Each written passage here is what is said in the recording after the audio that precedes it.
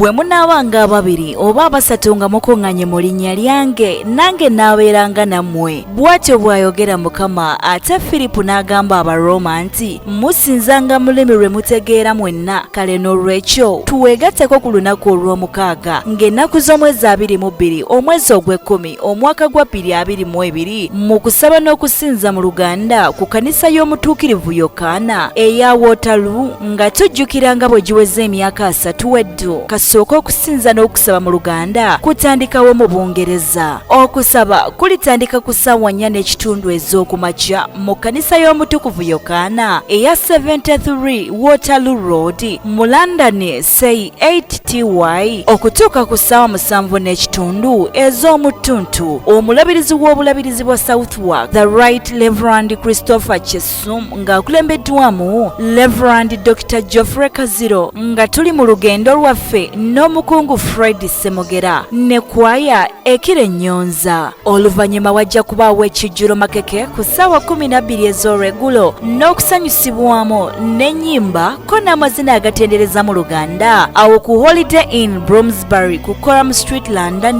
WC1N 1HT. Okuva ku Russell Square Tube Station kikutwalira eddakiika 2 zokka ng'oli mutaka. Okuyambako mu nteekateeka eno buli muntu yeetaagisa okusasulayo £5 olw'okufuna enteekateeka ennungi. Weeyambise account number yaffe eri mu Barclays Bank ng'okozesa enkola ya OML ku account number eri mu mannya okusinza mu Luganda. Kozesa sort code 206788 account number 2074 reference number yo ejja kuba erinnya lyo akasaze Dina.